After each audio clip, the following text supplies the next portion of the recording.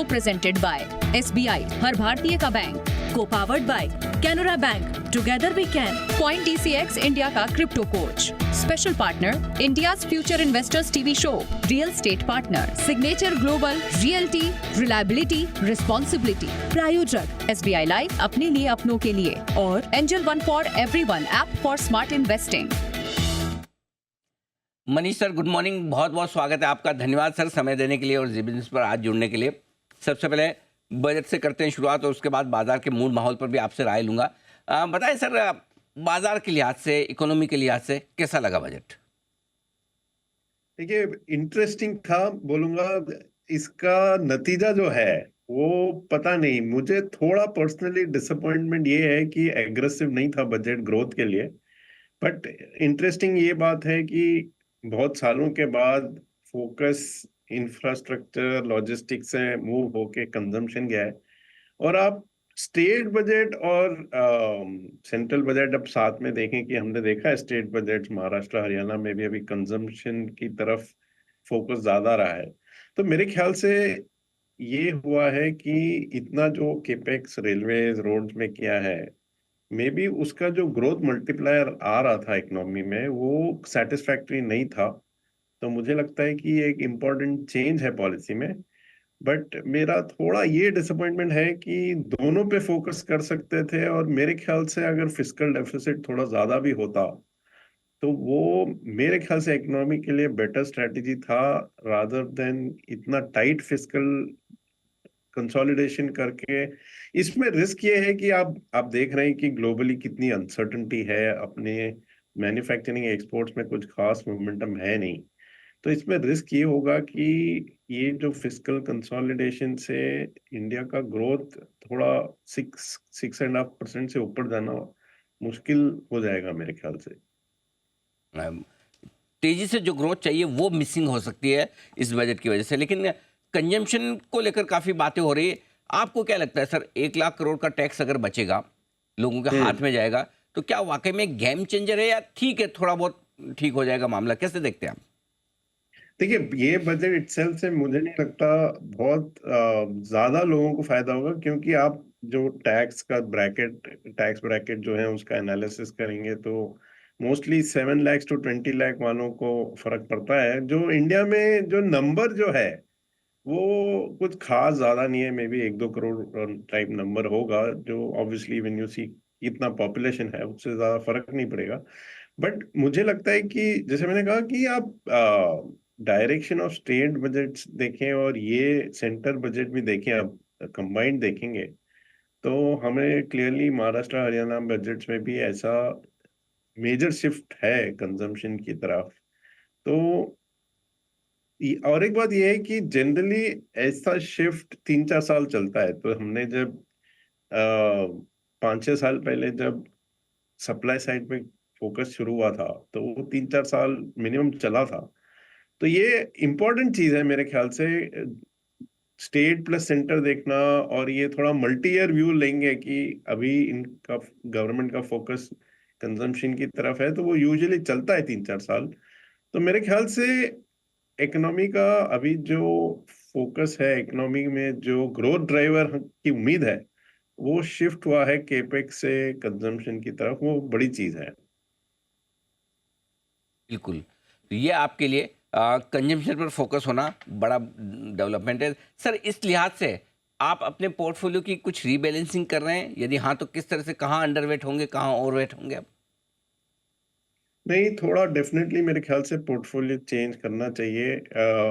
जो consumer discretionary stocks हैं, जो प्रीमियम कंजम्पशन स्टॉक्स हैं, एविएशन, होटल्स, में भी थोड़े फार्मा नेम्स, मेरे ख्याल से उनको बेनिफिट होगा। जो बेसिकली अपर मिडिल क्लास और प्रीमियम क्लास की तरफ जो प्रोडक्ट जाते हैं, और जो बहुत सिक्लिकल स्टॉक्स हैं, कैपिटल गुड्स, PSU बैंक्स, उन पे थोड़ा वेट कम करना चाहिए मेरे ख्याल से। क्योंकि अगर केपेक्स साइड थोड़ी स्लो डाउन आता है तो काफी SME सेक्टर में एसेट क्वालिटी और फाइनेंशियल स्ट्रेस आ सकता है। मतलब डिपेंडिंग ऑल्सो कि ग्लोबली सिनेरियो क्या है। बट थोड़ा मेरे ख्याल से वो सिक्लिकल साइड पोर्टफोलियो को कम करना चाहिए। ओके, सिक्लिकल साइड पर पोर्टफोलियो थोड़ा सा कम करें, ये आपके लिए बेहतर होगा। अब आइए सर बात करते हैं नतीजों की। क्या आपको लग रहा है कि पिछली तिमाही से इस तिमाही के नतीजे अच्छे हैं और चौथी तिमाही और बेहतर हो सकती है? तो जो नतीजों को लेकर थोड़ा डर था, क्या कम हुआ है, दूर हुआ है या हाँ, अभी भी बना हुआ है? नहीं कम हुआ है मेरे ख्याल से। देखिए, जब Q2 के नतीजे आए काफी डिसअपॉइंटमेंट्स हुए थे, तो जो एक्सपेक्टेशन था वो काफी म्यूटेड था फॉर Q3। वो म्यूटेड एक्सपेक्टेशन की तुलना में नतीजे इतने बुरे नहीं रहे। और थोड़ा कमेंट्री, मैं ये नहीं बोलूंगा कि बहुत इम्प्रूव हुआ है, बट डेफिनेटली डिटीरियरेट या मतलब और खराब नहीं हो रहा है। तो डेफिनेटली मेरे ख्याल से ऐसा फीलिंग आ रहा है कि जो सेंटीमेंट का बॉटम था वो हो गया है। अब ग्रोथ देखेंगे थोड़ा, ये ग्लोबल ग्रोथ भी आजकल बहुत वोलेटाइल है, बट डेफिनेटली जो बॉडी लैंग्वेज मैनेजमेंट का था, मेरे ख्याल से बॉटम आउट हो गया है। ओके, चलिए, तो नतीजे कम से कम पिछली तिमाही से बेहतर आते हुए दिख रहे हैं। अब रहा एक बड़ी समस्या और भारतीय बाजारों की, वो है एफआईज की बिकवाली को लेकर। वैसे तो सर आप जैसे म्यूचुअल फंड डटकर मुकाबला कर रहे हैं, और शायद आप इतना सहारा नहीं देते तो मार्केट का हाल क्या होता, कितना बुरा होता। लेकिन फिर भी बजट भी आ गया, ट्रम्प साहब भी आ गए, सब कुछ हो गया, ये बेचना रुकते ही नहीं है। क्या समस्या क्या है इनकी और कब रुकेंगे सर? देखिए अनिल जी, हमको ये याद रखना पड़ेगा कि लास्ट 3, 5, 10 साल में इंडियन मार्केट ने जो दूसरे डेवलपिंग मार्केट, जो इमर्जिंग मार्केट हम बोलते हैं, और काफी ग्लोबल फंड्स इंडिया को एक इमर्जिंग मार्केट बास्केट में देखते हैं। तो आप ये देखेंगे कि 3 साल हो, 5 साल हो, 10 साल हो, ये जो अपना इंडियन स्टॉक मार्केट है वो दूसरे स्टॉक मार्केट से कई बेहतर किया है। करेंसी एडजस्ट करेंगे तो डॉलर टर्म रिटर्न देखेंगे तो मेरे ख्याल से इमर्जिंग मार्केट्स में, बिगर मार्केट्स में probably India any time frame में बेटर है। मतलब 1, 3, 5, 10, 15 साल जो भी।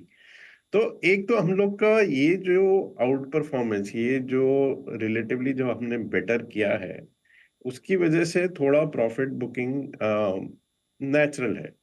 सेकेंड बात ये है कि अपनी जो करेंसी थी बीच में, आई थिंक थोड़ी ज्यादा ओवर वैल्यूड हो गई थी, क्योंकि आप देखेंगे जैसे डॉलर मोस्ट करेंसीज के अगेंस्ट 8-10% अप्रिसिएशन हुआ है लास्ट 4-5 महीने में। ये एक बड़ा शॉक है इन अ वे ग्लोबल मार्केट्स के लिए, कि डॉलर इटसेल्फ जो रिजर्व करेंसी है वो ऑलमोस्ट 8-10% अप्रिशिएट हुई है अगेंस्ट मोस्ट करेंसीज। तो जब 83-84 हम लोग काफी टाइम वहां थे, तो जो हम लोग का जो आउट परफॉर्मेंस था उस पे प्रेशर है करेंसी का, जो अभी मोरलेस मेरे ख्याल से हो गया है। बट मेरे ख्याल से सेलिंग करेंसी की वजह से और स्टॉक मार्केट की वजह से दोनों कॉम्बिनेशन है। आपको स्टॉक मार्केट खाली नहीं देखना चाहिए, या अगर करेंसी भी ओवर वैल्यूड है तो थोड़ा सेलिंग आना नेचुरल है। तो मेरे ख्याल से क्रंच टाइम अब शुरू होता है, क्योंकि अभी तक जो सेलिंग थी ये थोड़ी करेंसी लेड थी, बट अब जो करेंसी फेयर वैल्यू जोन में आ गई है, अगर यहाँ से अगर एफआई का सेलिंग चलता है तो मुझे बहुत सरप्राइज होगा। अभी तक तो मुझे थोड़ा, मतलब एक्सपेक्ट, आप वर्ड एक्सपेक्टेशन यूज करो या अंडरस्टैंडिंग यूज करो, जो भी, अभी तक तो समझ आ रहा था क्यों बेच रहे हैं, बट अगर यहाँ से अगर एफआई सेलिंग होगी तो वो काफी सरप्राइजिंग होगी मेरे ख्याल से। ये बात सही बात है। तो चलिए, ये एक अच्छी बात आपने बोली कि अब यहाँ से ज़्यादा एफआईज ना बेचे तो बेहतर है। अच्छा सर, अब निवेश के लिहाज से जिनको नया पैसा लगाना है, कहाँ लगाना है, आपको क्या पसंद है? क्या क्या क्या थीम्स, क्या सेक्टर्स आपको लगता है बजट के बाद ठीक रहेंगी? हम लोग को 3-4 थीम्स ठीक लग रही हैं। एक तो आई थिंक हेल्थ केयर ठीक लग रहा है, क्योंकि बोथ डोमेस्टिक साइड और यूएस साइड में रुपी डेप्रिसिएशन का भी बेनिफिट है। डोमेस्टिक साइड में आई थिंक स्ट्रक्चरली एफएमसीजी से ज्यादा ग्रोथ होना चाहिए, तो वो एक थीम ठीक लगता है। रियल एस्टेट हमको ठीक लगता है, क्योंकि जनरली जो अर्बन सेक्टर्स हैं जैसे आईटी सर्विसेज हो या जो ग्लोबल कैपिटल सेंटर्स हैं, ये सब ठीक कर रही हैं। अभी ये बजट में भी एक कंजम्पशन स्टिमुलस मिला है, part of it real estate को जाएगा मेरे ख्याल से। मेरे ख्याल से एक थोड़ा short term risk reward trade metals में है, नॉन नॉन स्टील। मतलब मुझे लगता है कि कमोडिटीज थोड़ा बीटन अप है, क्योंकि डॉलर इंडेक्स में 8-10% का इंक्रीज था।